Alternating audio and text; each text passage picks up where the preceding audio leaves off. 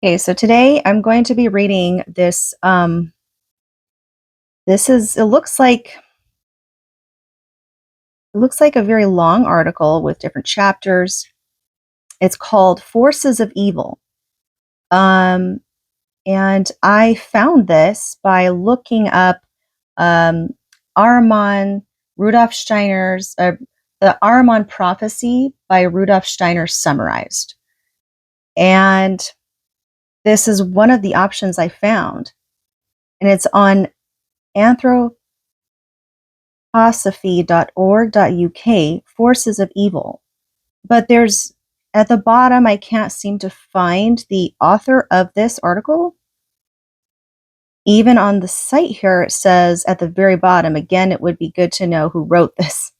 We'll try to find out. But yes, this is from the Anthroposophical Society in Great Britain. So I'm definitely interested in reading this. So I'm going to read this. We'll start from the very beginning here.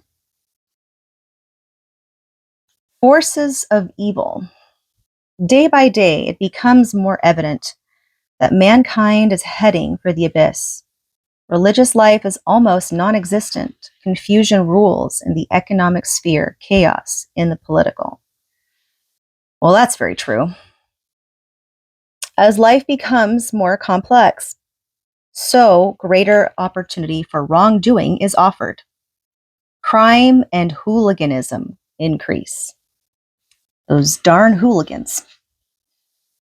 Standards of morality fall. Yep, atrocities and drug taking are features of daily life. The details are endless. In the scientific world, enormous discoveries and sophisticated appliances have been made. That science does not concern itself with morality. Hence the atom bomb, practices of vivisection, abortion, and genetic engineering, which is definitely happening for sure. I mean, we see it all the time. And they even tell us that they're genetically engineering. I mean, what do we think vaccines are? I'm not saying all of them are, but why would one always just promise you and you trust that they're going to always make it for your own good? I mean, I'm sorry, but I don't buy it all the time, if ever. There are wars and rumors of wars, starvation, famine, and disease. Bigger and better means of destruction are developed. Bacteriology and chemistry are put to evil use. In a global sense, we destroy the Earth's surface and pollute its waters and its atmosphere. These are obvious manifestations of an ailing society, but there are others which are not so obvious, and for that reason are all the more harmful. One might consider the half-truths and untruths which masquerade as advertisements or information, to say nothing of propaganda. Particularly insidious are the effects of the mass media. Oh, I definitely agree with that. The mind is continually bombarded with impression after impression with little opportunity for digestion or reflection, especially where radio and television are concerned. It is not only that the continuous outpouring of news, views, and entertainment stifles original thought and effort in many cases, but that people become so hypnotized that they lack the will to switch it off. Or at least they lack the ability to hold their own stance and keep their own views without it being manipulated so easily. From time to time, revelations are made with regard to the ethics of business and politics. It would be interesting to determine the relationship between expediency and conscience. A particularly threatening element enters into human affairs when the state tries to take control of everything and reduce the individual to a cipher. And that is exactly what's been happening all around the world. A phenomenon of recent times is mass hysteria. It would seem sometimes that crowds become possessed.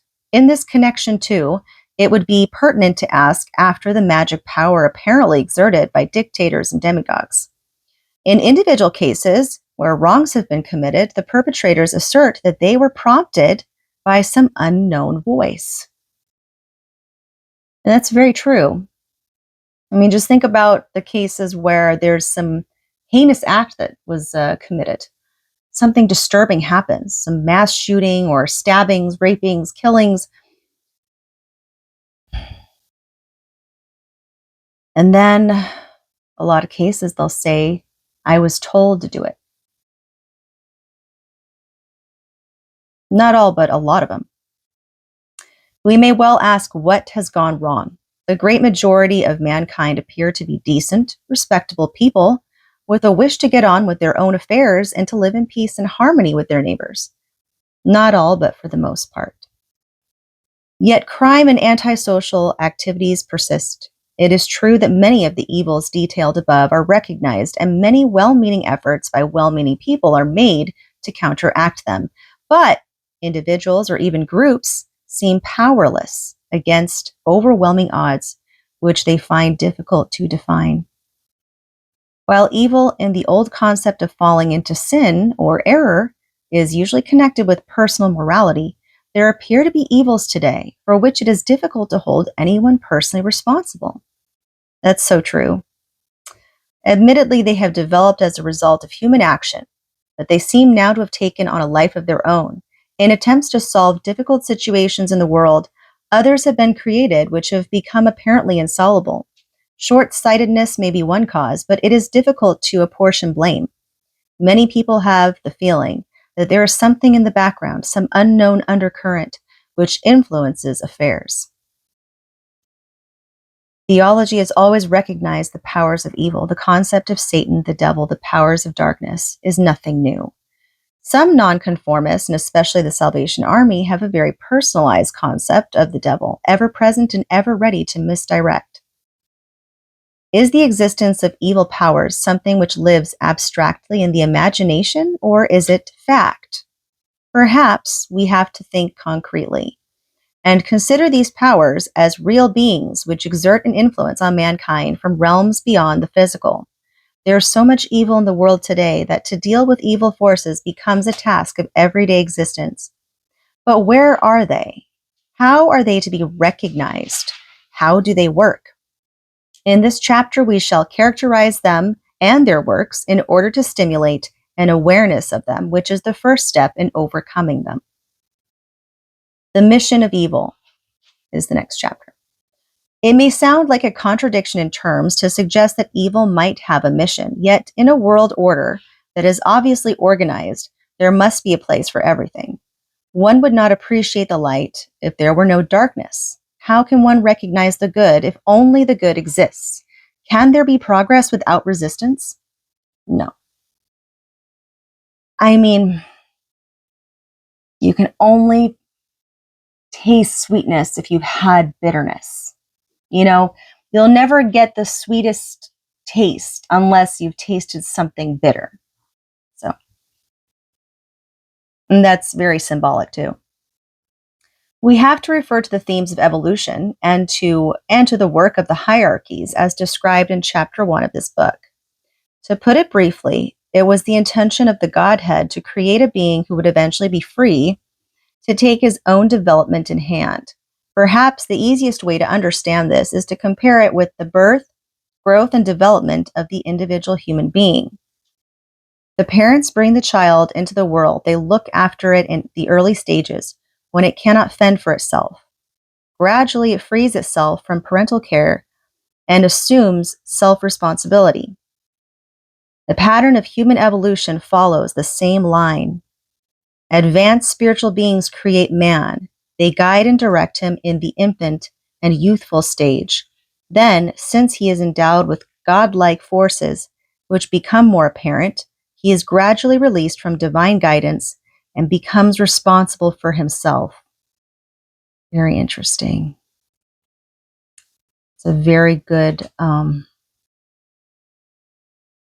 some powerful symbolism, for sure. In the process of growing up, the child meets difficulties, obstacles, and resistance, and in so doing furthers his or her development. The case is similar in the development of mankind. This provides an answer to the oft-repeated question as to why God allows evil. Strange as it may seem, evil exists to further man's development. I agree. The original work of the hierarchies, the ranks of the higher beings, was to carry out the impulse of the Godhead, and in general, these beings can only reflect the good of the highest divine powers. They have no choice. But if man is to be free, then he must be able to choose between good and evil, because that's the double-edged sword. That is the double-edged sword, the Achilles heel, the poison arrow in Chiron's, I think it was his heel, right? Was it? It wasn't his heel or something like that. Well, it's more like, okay, I'm just going to stop trying to, I lost my spot now just because I was trying to like explain something. So much for being inspirational. Okay. Yep. Okay. To choose between good and evil. Accordingly, certain higher beings were allowed to change direction. Their influence is the basic cause of what we term evil. If man allows himself to be led astray and difficulties or catastrophes are the result, there is little point in accusing the deity of neglect. Man collectively is responsible. At best, he might, like Solomon, ask God for wisdom. But what is not learnt through wisdom will be learnt by experience. And this may be hard. Wow, that hit. Such a simple sentence. That freaking hit. Man collectively is responsible. At best, he might, like Solomon, like King Solomon, right? The 7 seals of Solomon. I think it's the 7 seals, right? I hope to God I'm right. If I got that wrong, fuck. But anyways, ask God for wisdom. But what is not learnt through wisdom, because wisdom is living it, will be learnt by experience, which is knowledge, but not living it. Knowledge is knowing. You're knowing, but you're not living it. Wisdom is living it, knowing it, being it, understanding it, avoiding obstacles in such ways, which is wise, right? To be wise choices. Yeah. Sorry, my back. Hold on, I'm going to reposition myself. Okay, I think I'm in a more, I'm noticing I have to do this in like every video where I have to like change. It's fine. Okay. What must be realized is that evil and freedom arise from the same source. The evolution of evil is permitted for the sake of human freedom. Evil awakens contraforces, contrasting, antagonistic. Everything can happen, anything, at any moment, because freedom is also not absolute. And it's based off of the individual, where perfection doesn't exist. Because to be perfect, there's a ceiling eventually, and then that also takes away freedom.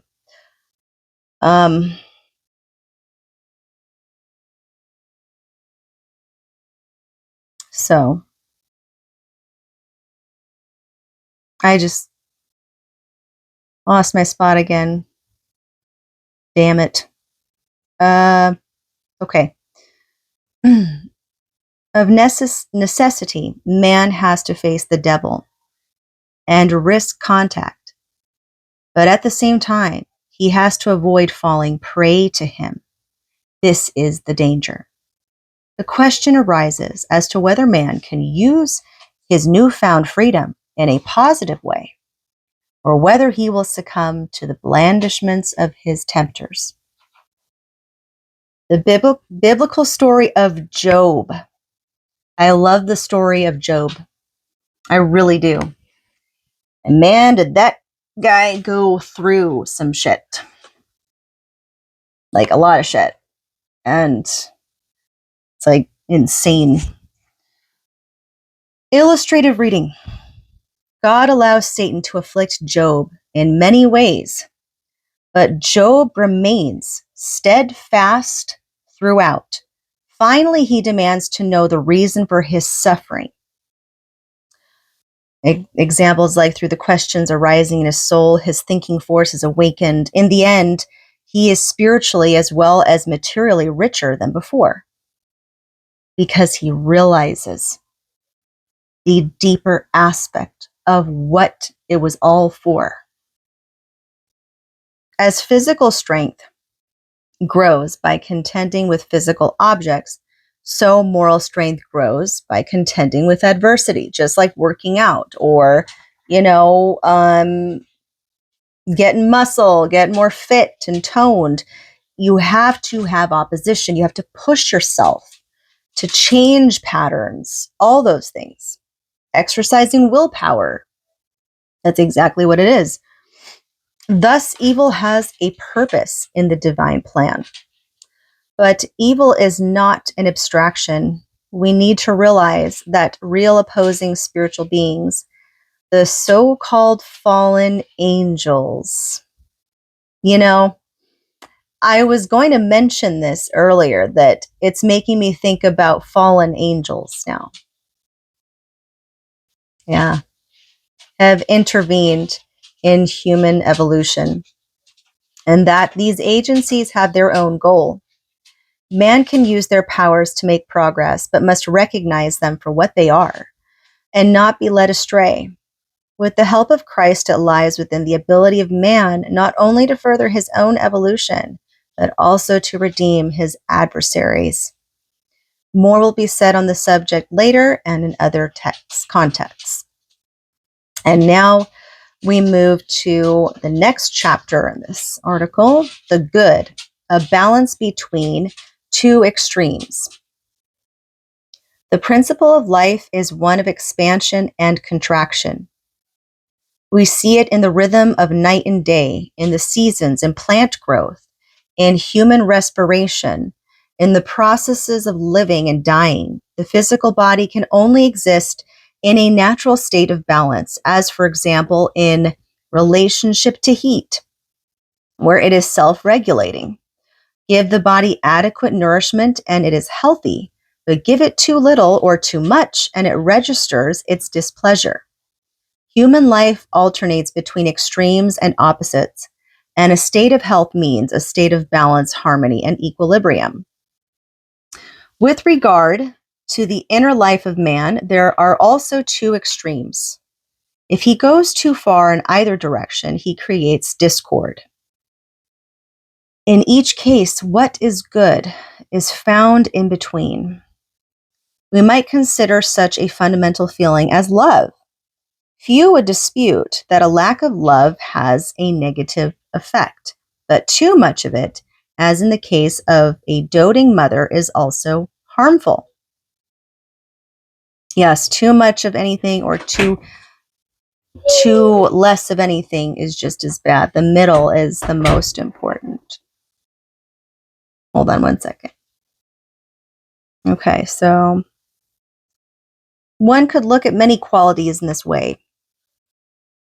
Fixity of purpose may be considered a good thing, and the ability to change is another.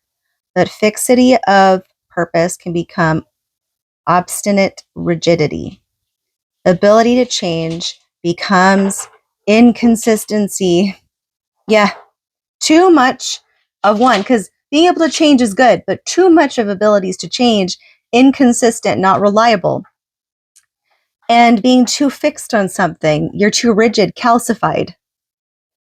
Oh my gosh, I just realized the ability to change too much is like a Luciferian type.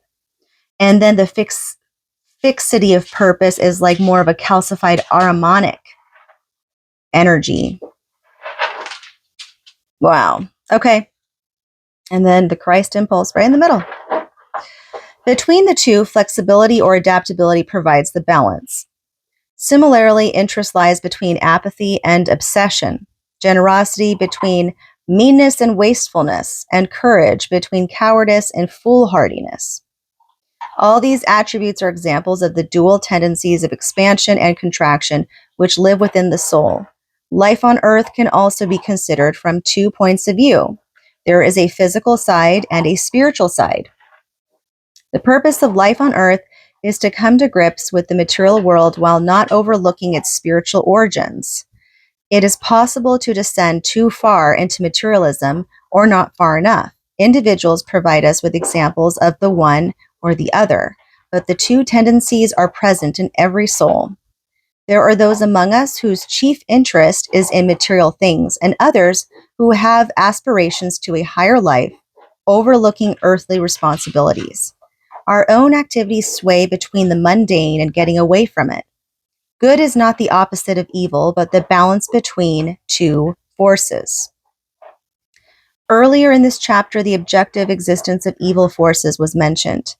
These exist in the world, and the human being is subject to their influence. For the most part, however, he is unaware of this, or at best, only half aware. The situation is no different with regard to many other influences.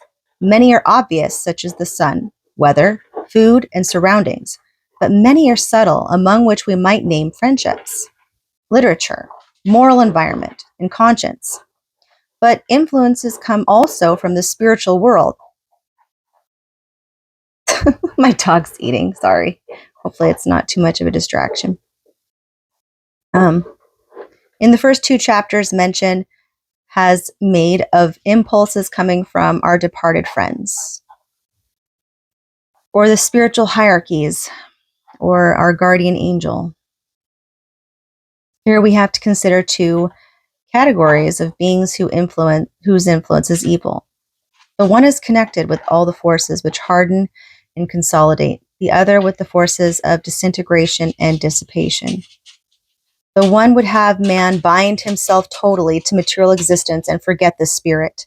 The other would tear man away from the earth and his duties connected therewith, and have him live in grand illusions. In collective terms, these beings are known as Ahriman and Lucifer. And there it is. The spirits of adversity. One cannot think of evil as an absolute. What is good in one place and at one time may be bad in another, or at a different time, just as it would be wrong to give adult food to a baby and vice versa. So an influence may be good or bad according to circumstances. Wow, I like that analogy of it. This principle must be understood in trying to understand the 2 forces mentioned. Neither can evil be understood in isolation. It is necessary to look at the whole evolution of man. In early times of world history, the faculties of the human mind were different from those of today, and that's definitely true. Just reading like old literature and history, you can tell. I mean, the Bible and the scriptures, Humanity had less connection with the material world and possessed the possibility of perceiving the spiritual.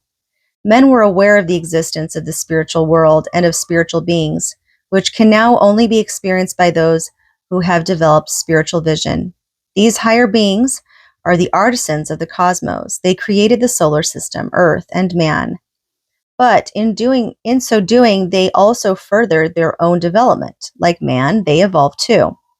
But in evolution, there is always the possibility of defection or falling behind, just like regular human beings, just like us.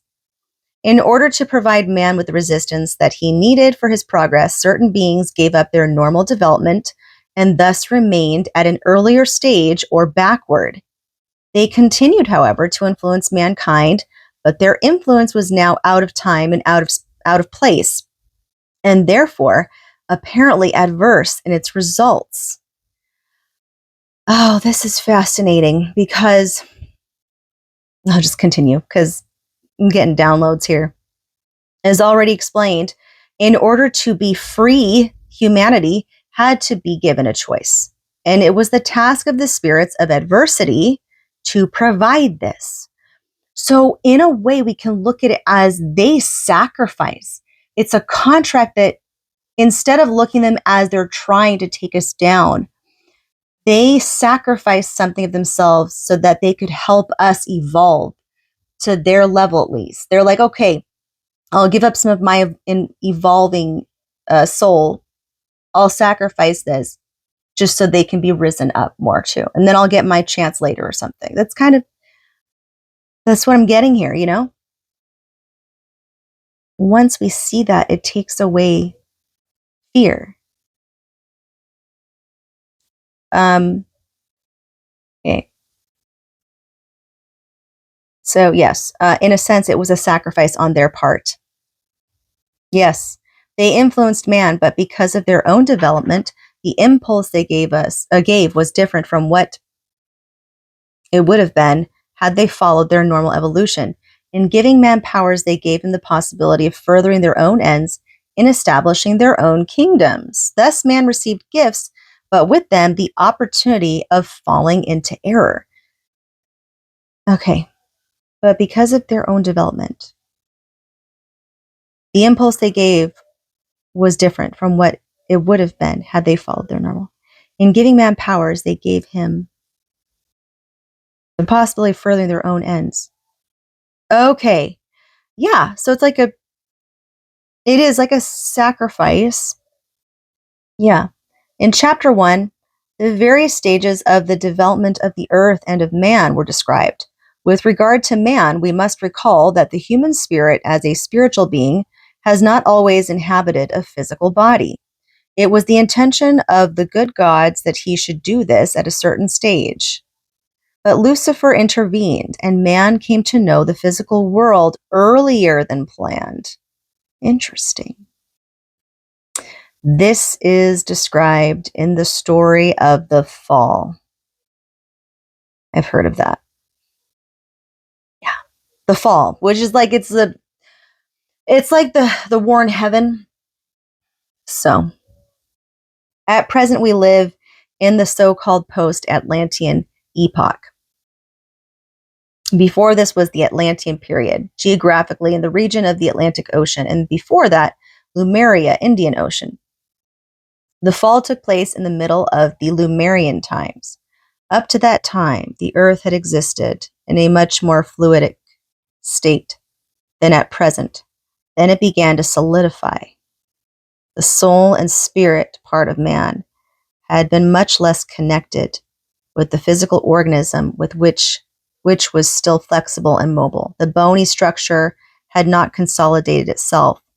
Now, however, the physical hardened in line with earth development, and a closer association took place between man's physical and spiritual organizations, and man became a being who trod the solid earth. He was driven from paradise.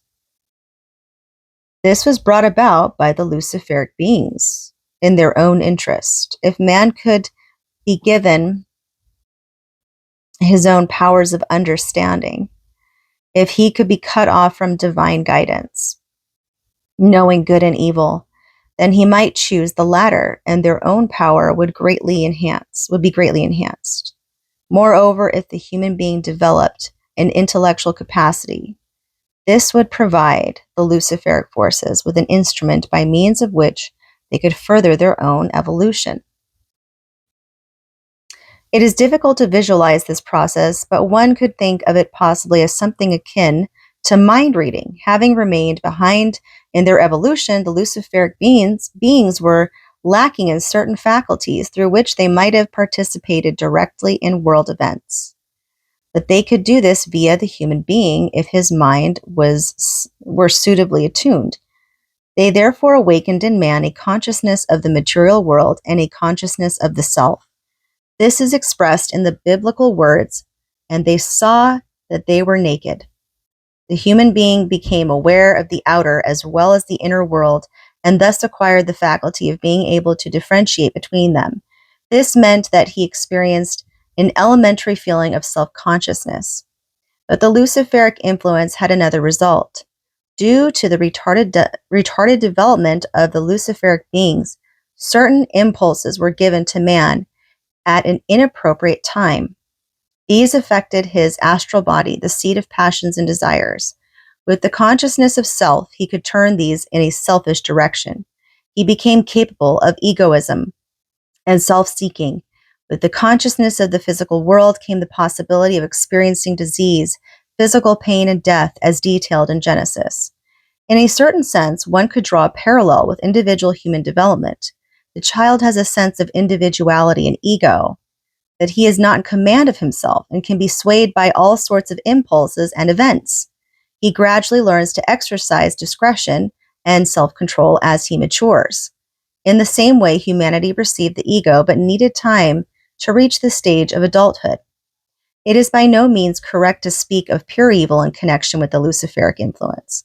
Lucifer gave great gifts to mankind. Only when they are misused do they become evil. If man were still divinely led, there could be no feeling of self, no choice, no freedom.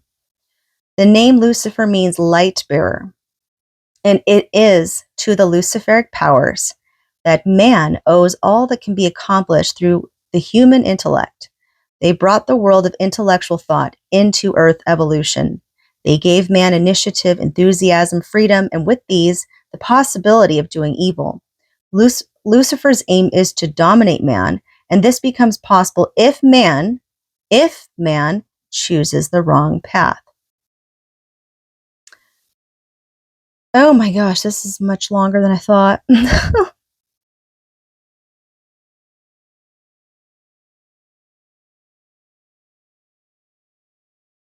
Okay.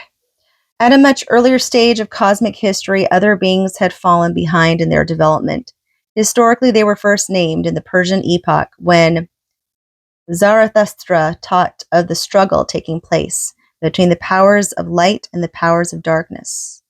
Ahura Mazda against Ahriman.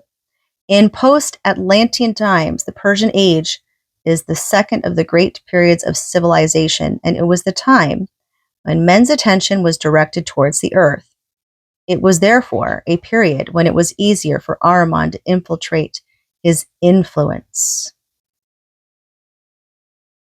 We have to understand the Ahrimanic forces as being the opposite to the Luciferic. They are the forces which lead to substantiality, to consolidation. When man became aware of the physical world through Lucifer, a great opportunity was offered to Ahriman. This was to persuade man that the physical is the only reality, an illusion from which the modern world suffers today. Yeah.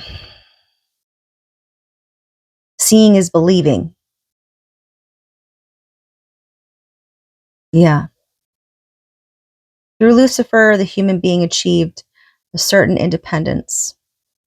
He became subject to influences of both the inner and the outer world, and thus capable of error. The influence of the spirits of adversity makes itself felt in various ways at different times. The one is more predominant than the other. In the Lemurian epoch, the Luciferic beings were very active. They inspired certain leaders of humanity and even incarnated and appeared as teachers themselves. Since freedom is connected with differentiation and diversity, they took an interest in speech. Originally, there was one universal language, but the Luciferic leaders brought it about that differences developed, and hence different languages. Lucifer gave the first impulses to science and art, to thought and the memory of thought. Although contact with material things mean consciousness of them, it was not Lucifer's intention that men should immerse themselves in them.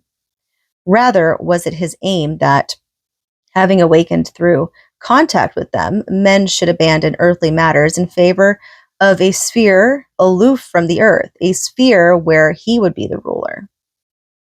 Today, the Luciferic influence is to be found in all that leads men away from reality, escapism, and all that appeals to man's pride, ambition, and self-aggrandizement. It is present when the mind discards reality and lives in an airy-fairy imaginative world, when it sets up wonderful programs for the betterment of mankind without reckoning with human nature and logical things, realistic things. It is present in idle talk. Luciferic influence brings about disregard and disinterest in one's fellow men. Only what the self feels and thinks is considered right. On the positive side, though, it is due to Lucifer that we have self-awareness and the possibility of forming great ideas and hypotheses. Through this faculty, the mind is stimulated to discover things which it might otherwise not find out. Luciferic influence leads away from naturalism and the commonplace in art. In the present epoch of the world development, it is the Ahrimanic forces which are prevalent. For the sake of his evolution, man had to acquire knowledge of earthly matters. But insofar as the earth is material, this is Ahriman's realm. We cannot avoid it, but the path is beset with temptations. Ahriman would persuade man that the material world is the only world, that there is no divine element at all, that man can create a worldly paradise. We observe the result of his persuasive efforts in that spiritual life is dominated by economics and politics. It is due to his influence that the mechanistic concept of the universe has been adopted, and the idea that the welfare of humanity depends only on material and economic well-being. This has spread to education when only what is materially useful is advocated as subject matter.